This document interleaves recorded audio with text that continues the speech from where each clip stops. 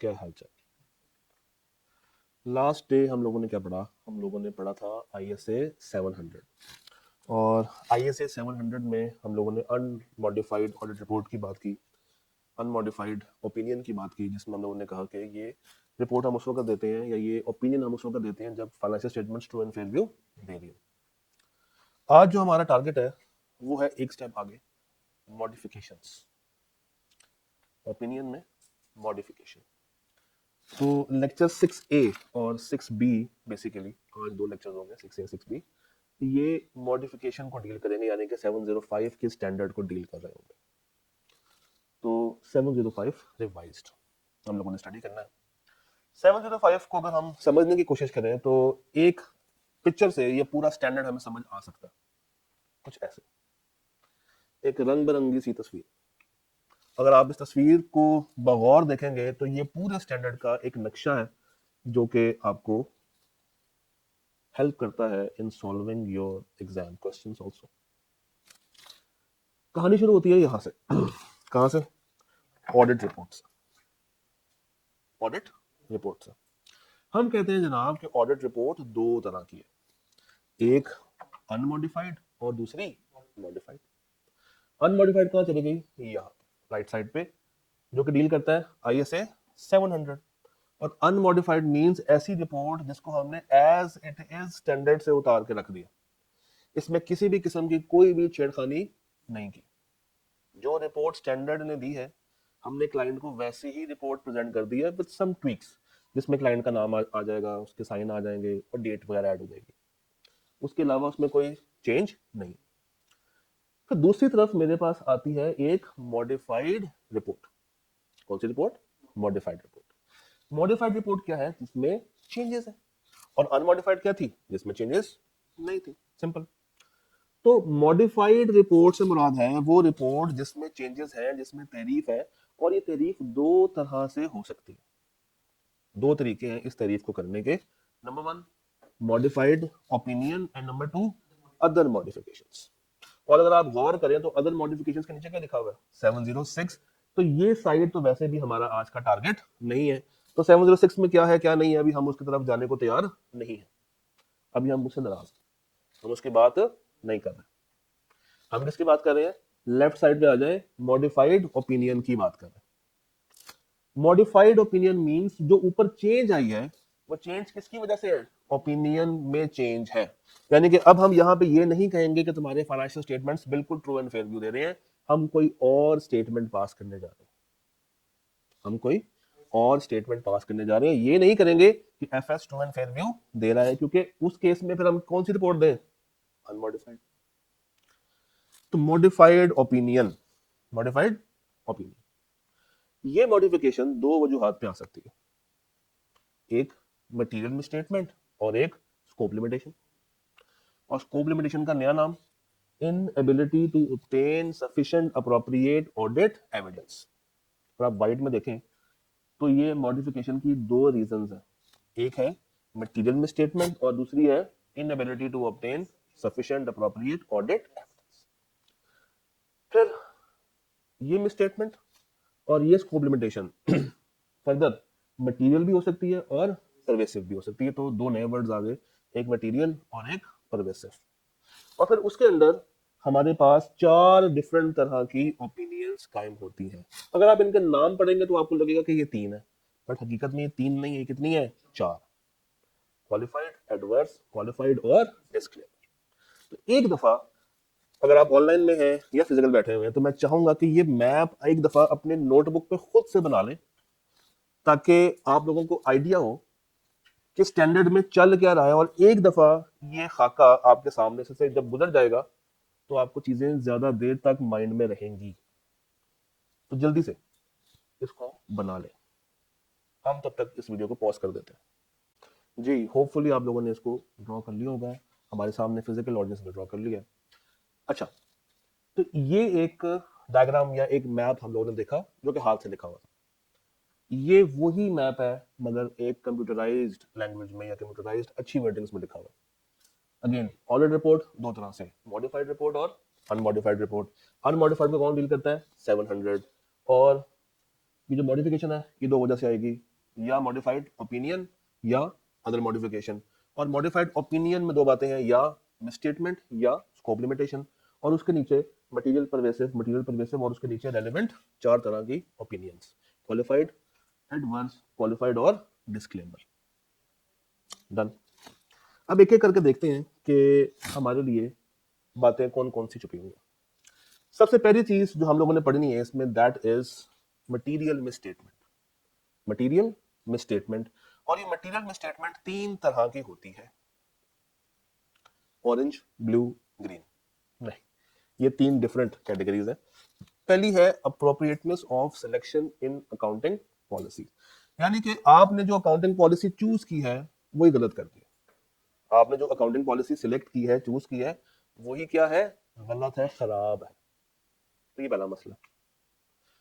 चलो, accounting policy ठीक choose कर ली, बट उसकी जो इम्प्लीकेशन है वो खराब कर दी। एंड नंबर 3, आपने एडिक्वेट डिस्क्लोजर्स ऐड नहीं किए। तो ये तीन बातें मिलके बनाती हैं किसको, material misstatement. Number 1, appropriateness of selection में मसला। Number 2, application of that selected accounting policy में मसला। एंड नंबर 3, डिस्क्लोजर्स की एडिक्वेसी में मसला।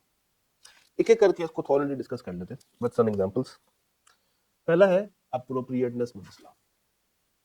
इसमें अगर मैं आपको कुछ एग्जांपल्स दूं, number 1, inappropriate policy due to non compliance with AFRF. कल भी हम लोगों ने ये बात की थी कि अगर एक एंटिटी लाइफो मेथड को ऑप्ट कर ले, जिसके बारे में स्टैंडर्ड कहता है कि मैं इसको अब मानता ही नहीं हूं, इसका मतलब है कि जो उन्होंने सिलेक्शन ऑफ पॉलिसी की है वही ही क्या है, गलत। तो जब सिलेक्शन ही गलत है तो एप्लीकेशन भी गलत होगी और उससे रिलेटेड डिस्क्लोजर्स भी गलत होंगे। तो क्या मैं साफ ओपिनियन दे सकता हूं? नहीं दे सकता। तो पहली एग्जांपल क्या है, inappropriate policy due to non compliance with applicable financial reporting framework. एक और एग्जांपल देख लेते हैं।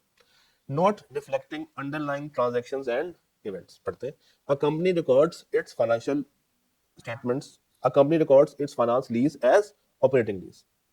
एक चीज जो कि फाइनेंस लीज बननी चाहिए थी, कंपनी ने उसको क्या रिकॉर्ड कर दिया है, ऑपरेटिंग लीज। तीसरी मिसाल, कंपनी ने रिकॉर्ड किया है एक्सपेंस का खर्चा for major repairs instead of capitalising. याद करें, दो तरह के खर्चे होते थे, एक है कैपिटल एक्सपेंडिचर और एक होता था रेवेन्यू एक्सपेंडिचर। तो अगर मैं रेवेन्यू को कैपिटल बना दूं या कैपिटल को रेवेन्यू बना दूं तो वो basically selection of accounting policy में इशू। सिलेक्शन में क्या है, इशू। तो इसका मतलब क्या है, इसका मतलब ये है कि सिलेक्टेड अकाउंटिंग पॉलिसी कंसिस्टेंट नहीं है किसके साथ, एप्लीकेबल फाइनेंशियल रिपोर्टिंग फ्रेमवर्क के साथ, या वो ठीक तरीके से रिप्रेजेंट नहीं कर रही उस अंडरलाइंग ट्रांजैक्शन को। भाई ट्रांजैक्शन क्या है, फाइनेंस लीज थी और आपने उसको क्या दिखा दिया, ऑपरेटिंग लीज।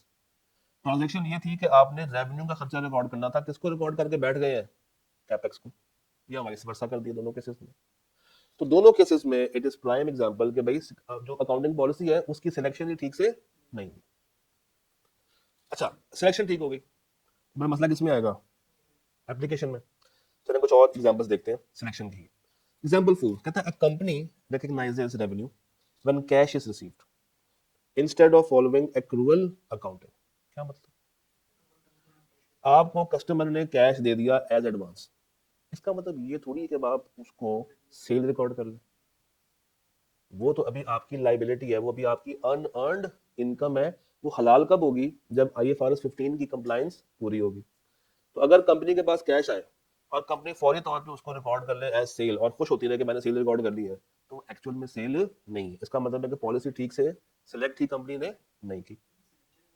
ये सिलेक्शन में मसला, उन्होंने आईएफआरएस 15 की पॉलिसी को सिलेक्ट ही नहीं किया सही। उसकी पॉलिसी क्या कहती है, जब तक आपने सामान डिलीवर नहीं कर दिया, जब तक राइट्स एंड ऑब्लिगेशन ट्रांसफर नहीं हो गए, रिस्क और रिवॉर्ड ट्रांसफर नहीं हो गए, आप उसको रिकॉर्ड नहीं कर सकते। फिर यूजिंग एन आउटडेटेड पॉलिसी, भाई आप किसी पुराने तरीके से वर्किंग करते आ रहे हैं जो कि आज के दौर में एप्लीकेबल नहीं। और उसके बाद intentional policy to intentional policy choice to manipulate profit. आपने अपने हिसाब से पॉलिसीज लगा दी सिर्फ अपने प्रॉफिट्स को मैनिपुलेट करने के लिए, कम ज्यादा करने के लिए।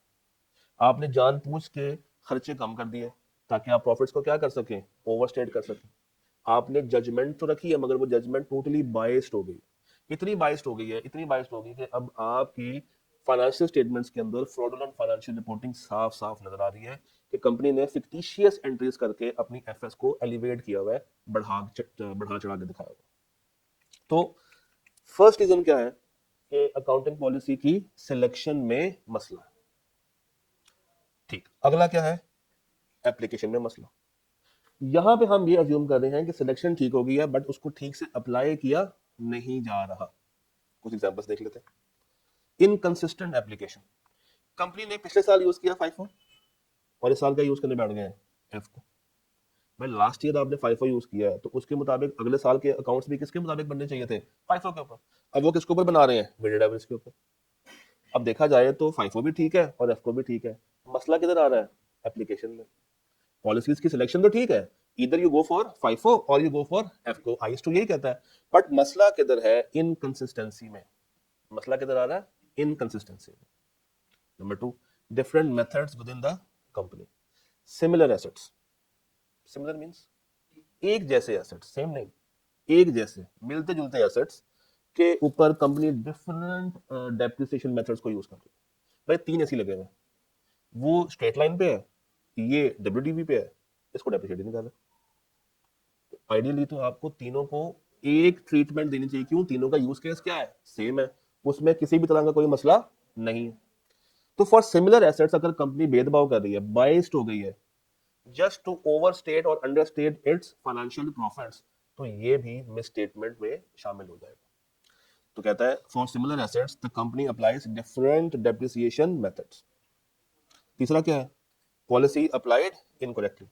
भाई हम सबको पता है कि IS2 कहता है लोअर ऑफ कॉस्ट या NRV। अब सिलेक्शन तो कर ली IS2 की और पता चला कि जनाब NRV लगेगी।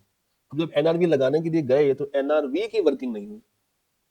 NRV में अंदर जो मैथमेटिकल चीजें हैं वो उसने सही से परफॉर्म नहीं की। कैसे निकालते हैं NRV? Estimated selling price minus estimated cost to sell minus estimated cost to complete.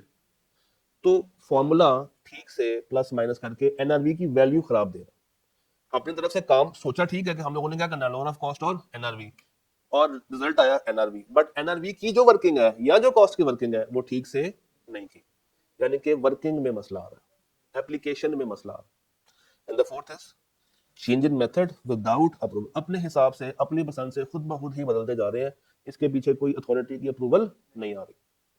कुछ और एग्जांपल्स कर लेते हैं। Borrowing cost. बोरिंग कॉस्ट में जो कैपिटलाइजेशन रेट है वो रॉन्गली कैलकुलेट हुआ है, खराब तरीके से निकाला हुआ। उसके बाद इम्पेयरमेंट या NRV is wrongly calculated. Research cost is capitalized. अस्तगफिरुल्लाह। रिसर्च कॉस्ट क्या होती है? एक्सपेंस आउट होती है। ऊपर पढ़े। हाँ ये वाला पॉइंट सेम है, ऊपर वाला। देखिए यहाँ पे सिलेक्शन ठीक हो गई है। रिसर्च कॉस्ट एक अकाउंटिंग पॉलिसी जो कि ठीक तरीके से सिलेक्ट हो गई है, बट इसको अप्लाई कहाँ पे होना चाहिए था? प्रॉफिट एंड लॉस में। प्रॉफिट एंड लॉस में, बट अब ये जा कहाँ पे रही है? बैलेंस शीट में। तो हमने पॉलिसी पिक ठीक कर ली है मगर उसको अप्लाई ठीक से नहीं कर पाए। अच्छा, ये सिलेक्शन में कहाँ पे आएगी कि हमने ये पॉलिसी चूज ही नहीं की, हमने इसको सिलेक्ट ही नहीं किया, तो फिर सिलेक्शन में मसला। सिलेक्ट ही कर लिया, एप्लीकेशन की खराबी है तो एप्लीकेशन का फॉल्ट। ये दो अलग अलग बातें हैं। तो वाली पढ़े जरा मिसाल। A company capitalizes borrowing cost for some assets under construction but expenses borrowing cost for others. शायर क्या कहना चाह रहे हैं इसमें? शायर किस शेयर में क्या बना? कुछ के लिए कर दिया, कुछ के लिए उसको कैपिटलाइज नहीं किया, तो इनकंसिस्टेंसी आ रही है। टोटली क्या आ रही है? इनकंसिस्टेंसी आ रही है। तो ये सारी बातें हमें क्लियर हो गई। ये तो मसला कहाँ कहाँ पे आ सकता है? सिलेक्शन में और एप्लीकेशन। फिर तीसरा मसला डिस्क्लोजर्स में। ये कैसे आ सकता है? डिस्क्लोजर्स में एक एंटिटी कैसे गड़बड़ कर सकती है? कैसे? PP के नोट में गड़बड़ कर दी। हाँ जी, एक कंपनी डिस्क्लोजर्स को बना रही है, उसमें कैसे मिसस्टेटमेंट कर सकती है? कोई नोट ही मिस कर दे, सिरे से डाले ही ना, या डाले तो उसकी लैंग्वेज ऐसी हो कि वो यूजर के लिए अंडरस्टैंडेबल ना हो, या डाल तो दे बट उसके जो प्रिंसिपल एलिमेंट्स हैं वो ही मिस कर दे, तो ये क्या बन जाएगा? मिसलीडिंग बन जाएगा। तो ये कुछ रीजंस हैं जिसकी वजह से हमारे डिस्क्लोजर्स की एडिक्वेसी खराब हो रही होती है। तो अगर हम इसके भी कुछ एग्जांपल्स देख लें, एक दफा पढ़े। Example 1, company fails to disclose related party transactions as required by IAS 24। सबसे बड़ा मसला, आपने तो 24 की तमाम बातें बतानी होती हैं और कंपनी उसी को छुपा दे या ना दिखाए, it becomes a misstatement. Second point, IAS 37 की रिक्वायरमेंट्स के मुताबिक जितने भी डिस्क्लोजर्स बनते हैं वो शामिल नहीं किए। इसी तरह IFRS 7, IFRS 9, IAS 32 financial instruments की बातों के ऊपर वो कान अपने धर धुर नहीं रहे हैं। फिर पढ़े जरा ऊपर, कंपनी ने क्या किया, डिस्क्लोजर्स को पकड़ के मिक्स कर दी, एक बना दिया और उसमें सारे इंपैक्ट्स डाल दिए, ये भी खराब है। तो आपको हर एक को सेपरेट करके दिखाना ताकि यूजर की अंडरस्टैंडिंग बरकरार रहे। फिर सबसीक्वेंट इवेंट्स का डिस्क्लोजर गायब कर दिया। तो अगर मैं वापस आऊं, अगर तो मसला किस में आ रहा है, सिलेक्शन ऑफ अकाउंटिंग पॉलिसी में, तो खराबी है। सिलेक्शन ठीक हो गई मगर एप्लीकेशन खराब है, तो मसला है। एंड नंबर 3, डिस्क्लोजर्स के अंदर अगर मसला आ रहा है तो this would be our material misstatement. Done done. अब आगे नेक्स्ट स्टॉप है हमारा inability to obtain sufficient appropriate audit procedures. Sir इसमें भी तीन बातें हैं, या तो गलती हमारे पार्ट पे होगी, या गलती मैनेजमेंट के पार्ट पे होगी, या किसी के पार्ट पे कोई गलती नहीं। पहला क्या है, circumstances beyond the control of entity, ना हमारे पार्ट पे मसला ना उसके पार्ट पे मसला। कोई एग्जांपल, अकाउंटिंग रिकॉर्ड्स बनाए हुए थे, हम देखने के लिए गए, उन्होंने कहा सॉरी सर वो जल गए। अकाउंटिंग रिकॉर्ड्स बने हुए थे, हम चेक करने के लिए गए, उन्होंने कहा सर वो गवर्नमेंट आगे ले गई, हम क्या करें। तो ये मसला हमारे साइड का नहीं है, उनकी साइड का भी नहीं है, किसी तीसरे के साइड का, कोई बिग ब्रदर आगे ले गया था। एग्जांपल्स पहले पढ़े, नहीं ये नहीं, ठीक है यहाँ पे मिक्स दिए एग्जांपल्स, छोड़ देते हैं। Second point, limitations imposed by management. क्या मतलब, मैनेजमेंट ने ही हमें रोक दिया है, वो हमें एविडेंस हासिल करने नहीं दे रहे। भाई हमने कहा कि हमने आपकी कोयटा वाली ब्रांच को वेरीफाई करने के लिए जाना है, उन्होंने कहा सर सॉरी नहीं जा सकते, हम आपको अलाउ नहीं करते। अच्छा अगर वो ये कहे ना कि वहां की गवर्नमेंट ने मना किया हुआ है तो फिर यहाँ पे आ जाएगा। बट अगर वो हमें रोक रहे हैं वहां पे जाने से, वहां पे एसेट्स को, इन्वेंट्री को ऑब्जर्व करने से, तो उनकी साइड का प्रॉब्लम है, यदि हमारी साइड का प्रॉब्लम नहीं है। And the third one is, मसला किधर आ रहा है, हमारी अपॉइंटमेंट पे। जिस टाइम पे हम अपॉइंट हो रहे हैं उस टाइम पे एक स्पेसिफिक फेज ऑफ ऑडिट गुजर चुका है। नॉर्मली अगर हम इन्वेंट्री काउंटिंग के बाद आ रहे हैं तो हमारे लिए एंटिटी क्या दोबारा से करवाएगी इन्वेंट्री काउंटिंग, नहीं करवाएगी। तो कुछ एग्जांपल्स अब देख लेते हैं। पहला क्या है, auditor unable to observe inventory count due to timing of appointment. पढ़े जरा नीचे, the auditor is appointed after company's year end then inventory counting is already completed, उस वक्त तक हो गई है। This will prevent the auditor from physically verifying the inventory counting. Number 2, substantive procedures are not alone sufficient। ये जरा पढ़े और मुझे बताइए शायद क्या कहना चाह रहा है शेयर में।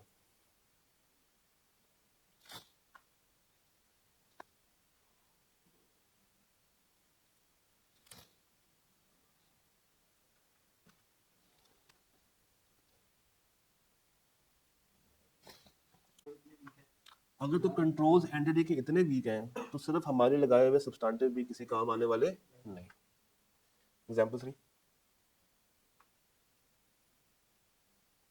भाई ऑडिटर को अपॉइंट किया मगर कब, after physical verification of assets. यही केस है जो कि पहले हमने किसमें पढ़ा है, इन्वेंट्री अकाउंटिंग। तो अब वो फेज गुजर चुका है, हमारे लिए वो फेज दोबारा आने वाला नहीं है। फोर्थ पढ़े,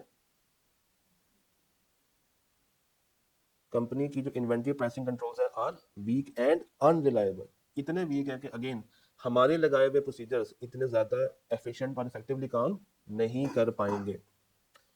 तो ये कुछ मसले मसाइल हैं जिसकी वजह से हम कौन सी ओपिनियन दे रहे होते हैं, कौन सी ओपिनियन दे रहे होते हैं, मॉडिफाइड ओपिनियन दे रहे होते हैं।